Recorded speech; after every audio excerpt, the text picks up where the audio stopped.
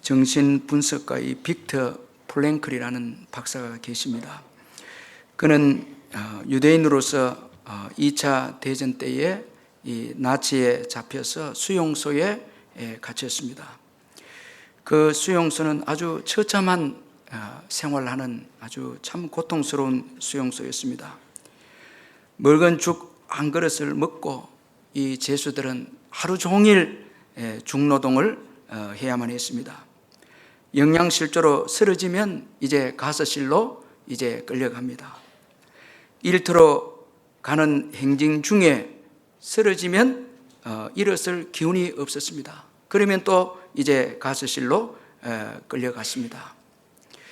쓰러진 유대인들 뒤를 따라가던 유대인들도 이 피할 기운이 없어서 이제 앞 사람이 쓰러지면 뒤에서도 걸려서 쓰러져서 이제 또 일어나지 못합니다. 그러면 또 그 사람도 이제 가서실로 끌려갑니다. 어느 날 이 플랭크는 아주 인상적인 그 경험을 했습니다. 그때 이 플랭크는 설사병에 걸렸습니다. 제대로 먹지도 못하는 판에 이제 설사병까지 걸렸으니 이제 다음 날 이 행진이 문제였습니다. 이제 행진을 해서 중노동을 하는 곳으로 가게 되는데 행진하다가 도중에 쓰러지면 이제 그는 가서실로 끌려가게 되어집니다. 아침에 그는 오늘이 내 마지막 날이구나 그렇게 생각을 했습니다. 다행히 그날 이 간수가 그를 이 행렬의 제일 앞에 서게 해주었습니다. 자, 이 중간에 서서 이 행진을 하게 되면 도중에 누군가가 앞에서 쓰러지면 자기도 걸려서 쓰러지게 되고 그렇게 하면 이제 일어날 수가 없습니다. 그런데 가장 행렬 제일 앞에 서게 해 주었기 때문에 이것도 행운이었습니다. 그 간수는 의사인 이 프랭클의 도움을 받은 적이 있었습니다. 그래도 이 빅터 프랭클은 일터까지 행진해서 갈 자신이 없었습니다. 그런데 행진이 시작되자 이 빅터 프랭클은 부인과 함께 행복하게 살던 시절을 회상을 했습니다. 자, 그리고 석방이 되어서 이제 사랑하는 부인과 차를 마시면서 대화를 나누는 또 생각을 이렇게 하게 되었습니다.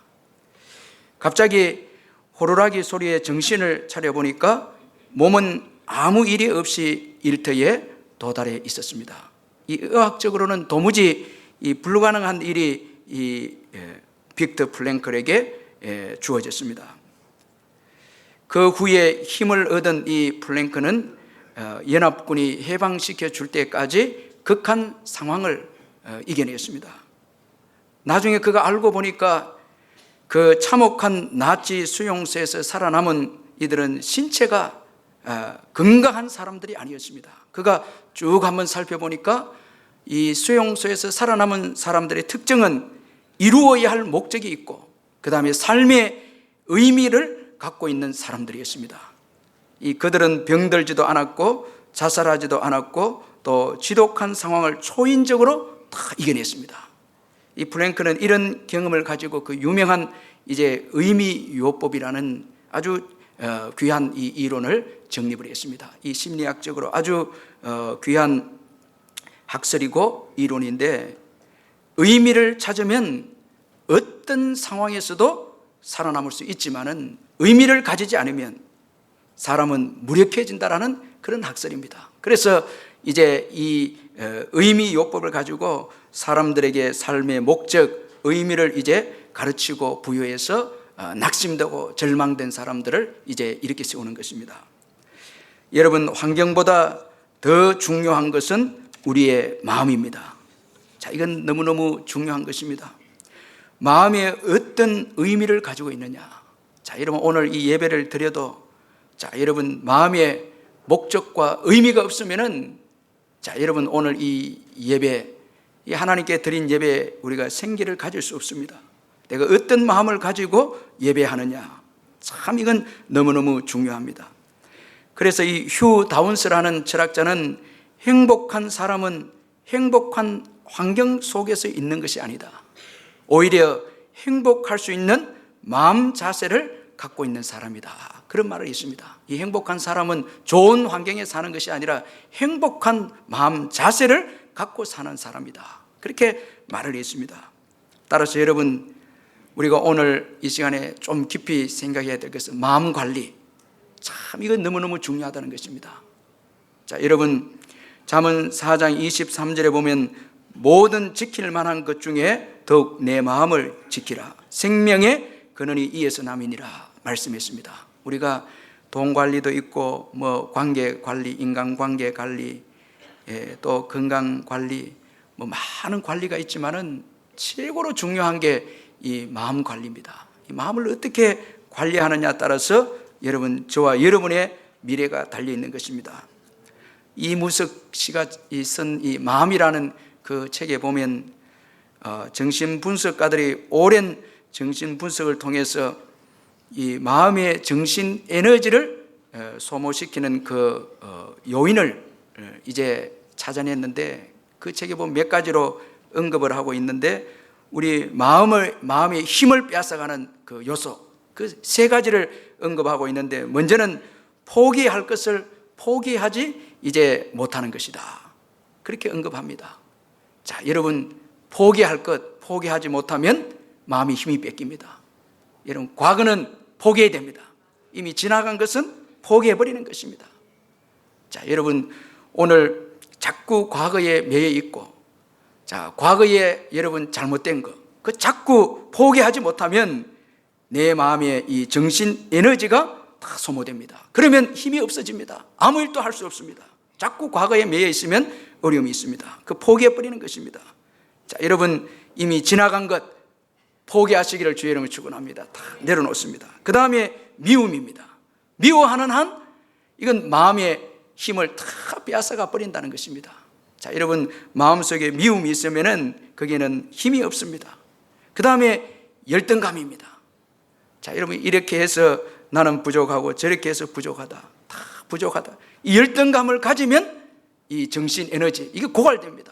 이 정신이 힘이 없으면 그 다음부터는 아무 일도 할 수가 없습니다. 그래서 이 포기할 것을 포기하지 못한 것, 이거 버리고, 또 미움, 열등감을 버려야 된다. 그러면서 그분이 처방하기를 하루에 3가지 이상 감사하라. 자, 어쨌든 이 우울증 환자들에게 하루 3가지 이상 감사하라. 이 감사하라는 것입니다. 이 숙제를 내주어서 그렇게 훈련을 시킨다는 것입니다. 그렇게 하면 놀랍게도 이 우울증 마음이 치료가 된다는 것입니다. 자, 여러분, 이 마음의 정신 에너지를 소모하는 것들을 우리가 과감하게 없애버리고, 그리고 힘을 주는, 마음에 힘을 주는 것들을 우리가 가질 때에 여러분, 우리의 삶의 행복이 있고 거기에 미래가 있습니다. 오늘 본문에는 이 다윗의 아주 귀한 마음이 소개가 되어 있습니다. 자, 오늘 본문이 아주 귀한 말씀인데, 아주 귀한 마음을 다윗이 소유하고 있는데, 그 3절에 보면 나단이 다윗에게 마음에 있는 모든 것을 행하소서, 그렇게 말씀하고 있습니다. 자, 여러분, 이 다윗의 마음속에 무엇인가 들어 있습니다. 그래서 마음속에 있는 그 마음에 있는 모든 것을 행하소서, 그렇게 지금 말씀하고 있습니다. 여러분, 다윗이 소유한 마음이 어떤 마음이었기에 나단이 그대로 행하라고 말씀하십니까? 자, 오늘 본문 1절에 보면 여호와 하나님께서 다윗의 주위의 모든 원수를 물리쳐 주시고 다윗으로 하여금 궁에 평안히 살게 해주셨다, 그렇게 말씀하고 있습니다. 자, 여러분, 하나님은 좋으신 하나님이십니다. 저는 이 1절을 보면서 참 하나님은 멋진 분이시고 참 좋으신 분이시다. 자, 여러분, 다윗에게 그 백향목궁, 이건 최고의 재료의 집입니다. 이 백향목궁에 딱 거하게 하시고 거기에 평안을 주십니다. 자, 여러분, 아무리 좋은 집에 산다 해도 평안이 없으면 그 좋은 집은 아무 소용이 없습니다. 그런데 좋은 집에 거하게 하고 또 평안을 주십니다. 자, 여러분이 얼마나 참 하나님께서 믿음으로 사는 자에게 가장 좋은 것을 주시는 분이시다라는 것을 볼 수가 있습니다. 자, 이건 천국의 예표입니다. 우리가 믿음으로 살고 천국에 입성하게 될 때는 주님이 지으신 이제 집에다, 거기에는 위로가 있고 정말 온전한 그 평안이 있는 주님의 집에 가합니다.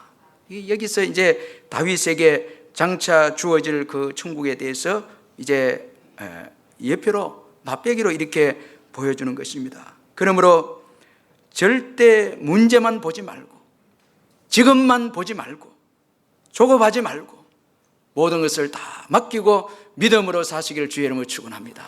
자, 여러분, 다윗의 모든 그 적들을 다 물리쳐 주시고 그로 하여금 백향목 궁에 거하게 하시고 또 평안을 주시는 주님이십니다. 자, 여러분, 오늘 우리에게도 많은 문제가 있다 할지라도 그 문제만 보면 안 됩니다.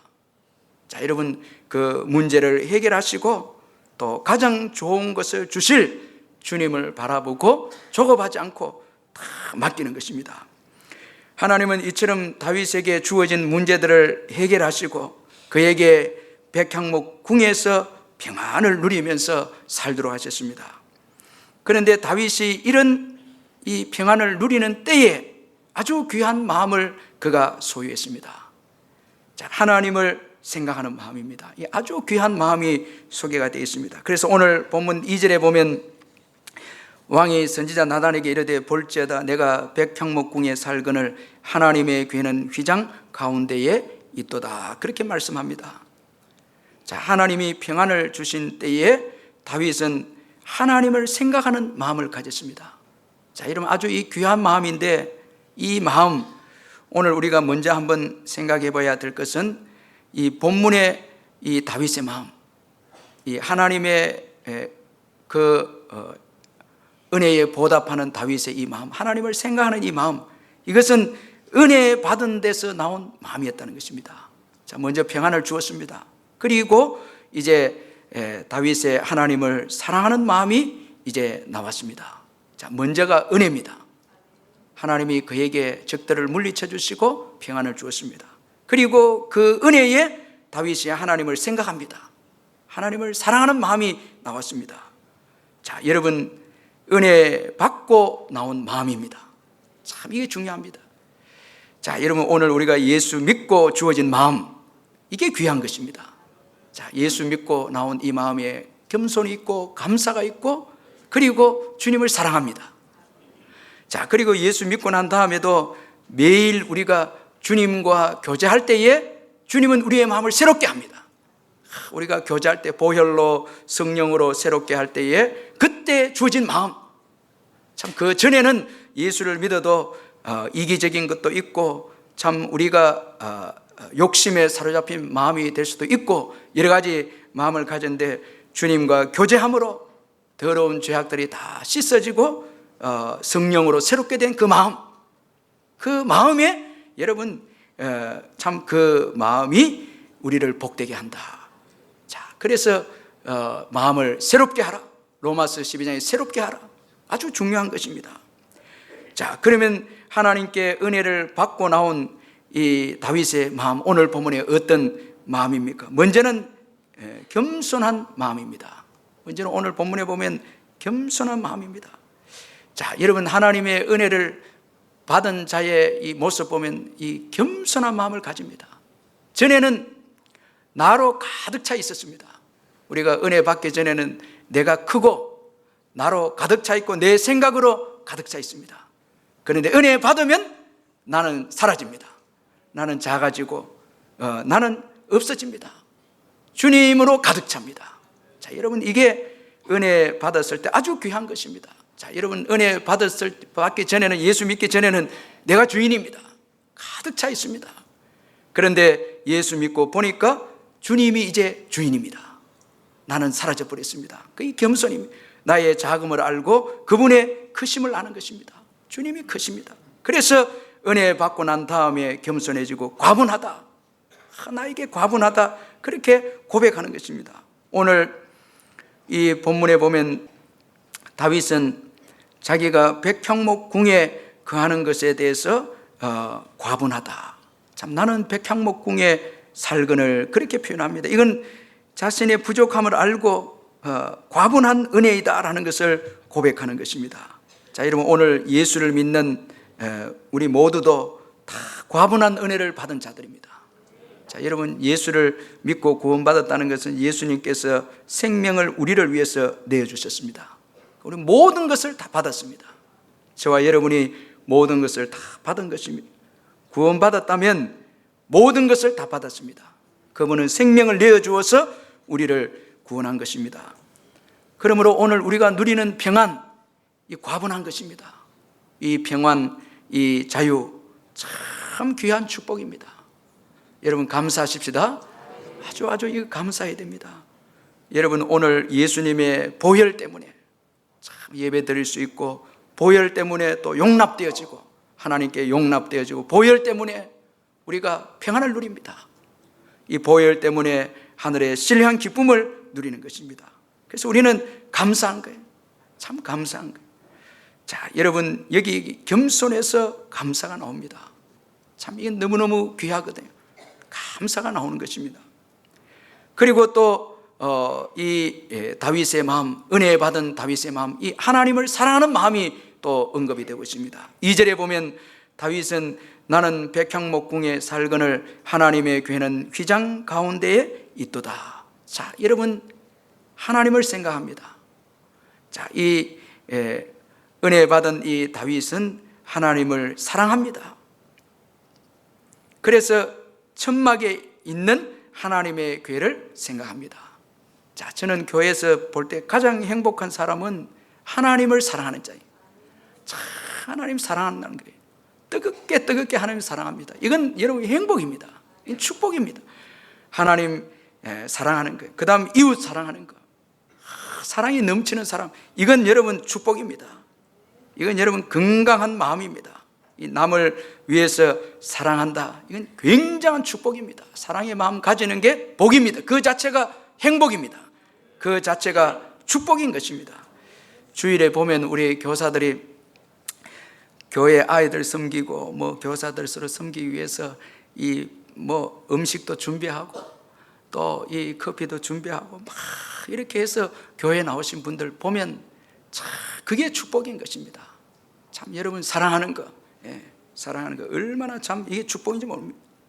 자, 오늘 2부 때 세례를 베푸면서 제가 마음이 좀 이렇게 허무했던 것은 세례하는데 서로 우리 젊은이들이 사랑하는 사람이 있는 것 같아요. 서로 사랑하니까 이제 세례 받고 학습 받는데 참여한 거예요. 참, 이 얼마나 참 여러분 아름답습니까? 사랑하는 거, 이게 참 멋지지 않습니까? 우리가 자녀들 그 친구들하고 사랑하도록 해야 되는데 끝까지 잡아놓고 뭐 젊을 때는 결혼을 안 시키려고, 근데 놓치면은 결혼도 못합니다. 그러니까 젊은이들 사랑할 때 사랑하는 거 이 귀한 거거든요. 그런데 우리는 조건을 봅니다. 전 남자는 이렇게 해서 저렇게 해서, 이게 이미 병든 겁니다. 그런데 순수하게 사랑합니다. 이게 너무너무 귀한 겁니다. 하나님 사랑하는 거, 여러분 이거 얼마나 귀한 겁니까? 사랑하는 마음, 자, 이게 예배입니다. 이게 예배드린 거예요. 얼마나 귀한 겁니까? 사랑하는 거. 이 다윗이 은혜를 받고 난 다음에 주님을 사랑하는 마음이 생겨서 이제 성전을 건축하겠다, 참 이런 마음을 다윗이 가졌습니다. 여기에는 성전 건축의 소원에는 야망도 없고 야심도 없습니다.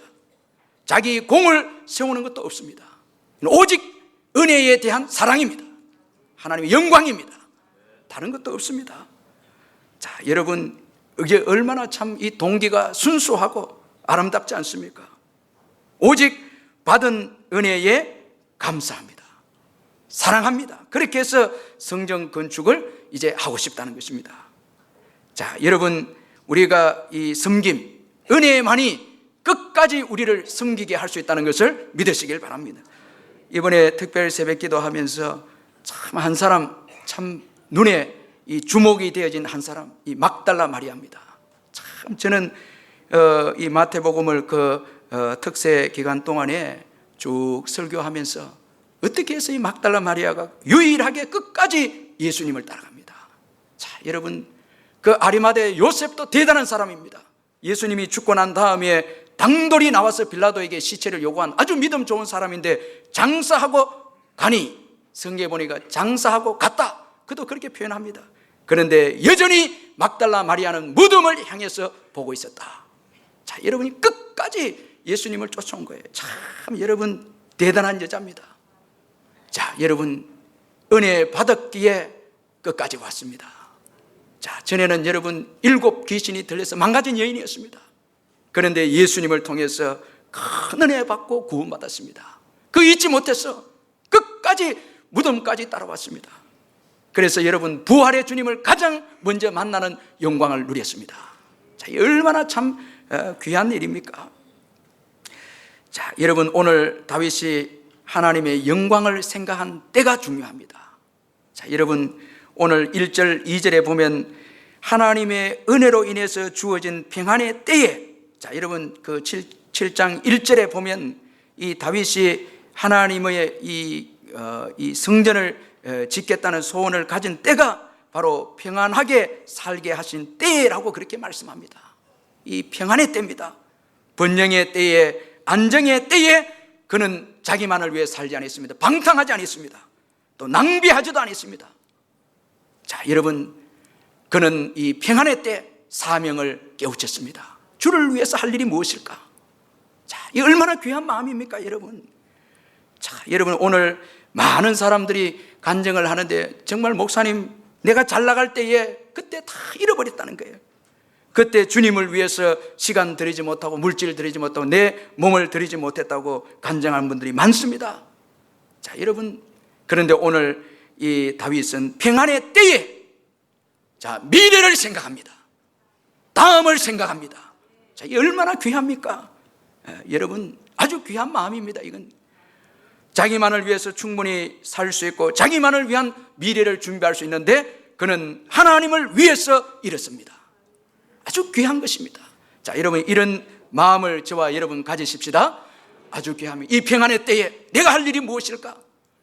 앞으로 미래를 위해서 해야 할 일이 무엇인가? 이 다윗이 주님을 사랑해서 이 평안의 때에 성전을 건축하기로 그렇게 소원합니다. 자, 여러분이 얼마나 참 귀한 일이 아닙니까? 여기에 이제 다윗의 내일과 그의 가정에 축복된 내일이 주어집니다. 자, 여러분 평안의 때에 주님을 위해서 헌신하고자 하는 그 마음입니다. 자, 여러분 내일을 생각하고 준비하는 다윗입니다. 아주 이 귀한 마음이죠. 자, 여러분 또 다윗의 아주 귀한 마음, 하나님의 거절을 수용하는 마음입니다. 아주 귀한 이 마음입니다. 자, 여러분 우리 많은 사람들이 거절에 대한 두려움이 있습니다. 어떤 분들은 내가 전화하면 상대방이 받지 않을까 겁내서 전화 안 합니다. 또 문자도 안 합니다. 편지도 안 씁니다. 자, 여러분 거절당하에 대한 두려움이 있습니다. 우리 인생들은 다 그런 어려움이 있습니다. 소극적인 인생이 되고 이것 때문에 환경의 지배를 받고 도전하지 못하고 전도도 하지 못합니다. 거절에 대한 두려움입니다. 자, 여러분 전도하지 못한 이유들 많이 있지만은 내가 전했을 때에 거절하면 어떻게 되나? 두려워서 전도하지 않습니다. 그런데 여러분 오늘 이 다윗, 자, 그의 성전 건축의 소원이 거절됩니다. 하나님께서 거절하셨습니다. 5절에 보면 내가 나를 위하여 내가 살 집을 건축하겠느냐. 자, 여러분 이 역대상에서는 나의 집을 건축하지 말라 아주 단호하게 주님께서 말씀을 했습니다. 하나님은 화려한 궁보다 그의 백성들과 함께 하시기를 원하셨고 또한 다윗은 피를 많이 흘렸기 때문에 평화를 상징하는 성전을 지을 수 없다. 그렇게 하나님은 거절하셨습니다. 자, 여러분 놀라운 것은 다윗이 이 거절을 수용했다는 것입니다. 그대로 수용합니다. 거절도 축복이라는 거예요. 받아들입니다. 아주 귀한 마음이지 않습니까? 이 은혜 받은 마음, 이 건강합니다. 은혜 받은 마음은 거절을 두려워하지 않습니다. 그래서 담대하게 전도합니다. 전도하다가 거절되면 뜻이 있다 믿고 주님께 다 맡깁니다. 자, 여러분 이런 마음을 가지시기를 주의 이름으로 축원합니다. 아주 이 귀한 것입니다. 여러분 오늘 이 설교를 잘 들으시면 수지가 많습니다. 예, 아주 중요한 것이 이 마음 참 중요하거든요. 자, 여러분 많은 사람들이 거절의 두려움 때문에 도전하지 못하고 전도하지 못하고 신앙에 전진이 없습니다. 그런데 은혜 받은 다윗의 마음은 거절을 수용합니다. 자, 여러분 그리고 준비합니다. 아주 귀한 멋진 인생입니다. 자, 거절 당했음에도 그는 준비합니다. 솔로몬을 위해서 아주 준비합니다. 자, 여러분이 얼마나 참 귀한 마음입니까? 거절도 축복입니다. 이거 여러분 우리가 믿으시길 바랍니다. 내가 꼭 모든 것을 다 해야 한다면 이건 병든 마음입니다. 내가 모든 것을 다 해야 된다. 이건 여러분 병든 마음입니다. 여기에는 안식과 자유와 여유도 없습니다. 내가 교회를 모두 다 해야 된다. 이건 여러분 안 됩니다. 이건 여러분 큰일 납니다. 집안일도 내가 다 한다. 이건 아주 교만입니다. 여러분 주님도 계시는데 왜 내가 다 합니까? 다 여러분 가장과 아내와 자녀들이 다 함께 일하고 또 내가 해야 될 일이 있고 하지 말아야 될 일이 있는 것입니다. 주님께서 원하는 일이 있고 주님께서 원하지 않는 일도 있습니다. 이걸 우리가 분별해서 할 때에 거기에 안식이 있고 자유가 있고 여유가 있습니다. 여러분 믿으시길 주의 이름으로 축원합니다. 여러분 모든 것을 해야 된다. 나이도 들고 이제 시간도 없는데 모든 것을 해야 된다. 이렇게 하면 조급하고 욕심이 있습니다. 이거 망가지기 시작합니다. 이 재미도 없습니다. 기쁨도 없고 행복도 다 잃게 됩니다. 자, 저도 이제 시간이 쭉 가면서 내가 할 일이 무엇일까? 자, 이런 모든 것을 다 할 수 없습니다. 모든 걸 다 하려고 하면 그건 여러분 이 망가집니다. 자, 내가 해야 될 일이 무엇일까? 아무래도 기도해봐도 이건 해야 되겠다. 참 얼마나 행복한지 모릅니다. 이건 절대 내려놔서는 안 된다. 주님께 기도하고 물어보고 이건 해야 되겠다. 이건 아니다. 아닌 것은 과감하게 이제 맡겨야 되는 거예요. 성도들에게 맡기고 또 부교육자들에게 맡기고 맡기는 거예요. 그리고 주님이 원하는 일을 하는 것입니다. 거기에 행복이 있고 기쁨이 있는 것입니다. 자, 모든 것을 다 할 수가 없습니다. 자, 여러분 우리가 거절도 이건 축복입니다. 자, 기도의 거절도 축복입니다. 더 좋은 것, 더 놀라운 것 주시기 위한 하나님의 놀라운 섭리가 있는 것입니다. 자, 여러분 이처럼 이 다윗의 마음, 은혜 받은 다윗의 마음은 아주 겸손하고 그리고 주님을 뜨겁게 사랑하는 마음이 있고 그리고 거절도 수용하는 아주 넉넉하고 아주 여유가 있고 귀한 마음을 소유했다라는 것을 볼 수가 있습니다. 아주 참 귀한 인물입니다. 자, 하나님은 이런 다윗의 마음을 보시고 다윗을 축복하십니다. 성전 건축은 거절했지만은 그의 마음을 보시고 하나님이 축복하십니다. 그래서 내 이름을 위대하게 해주겠다. 그렇게 먼저 축복합니다. 자, 여러분 신약 성경의 시작 마태복음 1장 1절에 보면 다윗의 이름으로 시작하는데 아브라함과 다윗의 자손 예수 그리스도의 계보라 이렇게 시작합니다. 자, 그리고 신약에서 가장 많이 언급된 이름이 다윗입니다. 구약의 인물 중에 가장 많이 언급된 다윗입니다. 자, 여러분 어려운 일을 당하고 힘든 일을 당할 때마다 예수님께 나아갈 때에 다윗의 자손 예수여 부르면서 나갑니다. 자, 여러분 이 다윗의 그 귀한 믿음의 마음을 보시고 그의 후손들에게 하나님께서 복을 주시겠다. 하나님의 은총이 다윗의 후손들에게 떠나지 않게 하겠다. 그렇게 약속을 했습니다. 자, 여러분 오늘 우리 부모대가 예수를 잘 믿으면 우리 후손들이 우리들 때문에 복을 받습니다. 자, 여러분 이 놀라운 축복입니다. 그리고 하나님은 그의 아들 솔로몬을 통하여서 성전을 건축하게 하셨습니다. 자, 여러분 그리고 더 놀라운 것은 그의 후손 예수를 통해서 온전한 성전. 자, 이 솔로몬의 성전은 예표입니다. 예수님의 예표입니다. 이제 다윗의 후손 예수를 통해서 온전한 성전을 세우게 하셨습니다. 그리하여서 열방이 성전 대신 예수님을 통해서 하나님께 구원을 받으며 복을 받는 축복을 허락해 주셨습니다. 이처럼 하나님은 먼 장래까지 축복해 주셨습니다. 우리 한번 이 사무엘하 7장 19절 우리 말씀 한번 같이 한번 또박또박 한번 읽겠습니다. 19절 한번 같이 읽겠습니다. 시작. 주 여호와여 주께서 이것을 오히려 적게 여기시고 또 종의 집에 있을 먼 장래의 일까지도 말씀하셨나이다. 주 여호와여 이것이 사람의 법이니이다. 자, 여기 보면 먼 장래의 일까지도 말씀하셨습니다. 그렇게 참 말씀을 하고 있습니다. 자, 이 다윗의 이 믿음을 보시고 축복하신 주님이십니다. 자, 여러분 하나님의 축복은 무한대입니다. 저는 이 말씀을 묵상하면서 참 하나님의 축복은 수천 대일까지 복을 주십니다. 문제는 우리의 그릇입니다. 자, 우리의 마음 그릇입니다. 자, 여러분, 이 마음 그릇, 좀 우리의 넉넉한 마음 그릇, 이기적인 건 내려놓고 관용하는 마음 그릇, 사랑, 겸손, 감사, 찬양, 기쁨, 참 이 마음의 그릇, 희생하고 또 먼저 하나님을 생각하는 그릇, 이거 얼마나 귀합니까? 이거는. 이 그릇, 이게 부족하다는 거예요. 제 성경에 보면 하나님께서 채우리라 말씀이 많이 나오는데 그 전제가 중요합니다. 내 입을 어떻게 열라고요? 크게 열라. 자, 여러분, 복은 하나님께서 주시지만 그 복에 결정하는 그릇은 우리에게 달려 있다는 거예요. 크게 열라는 거예요.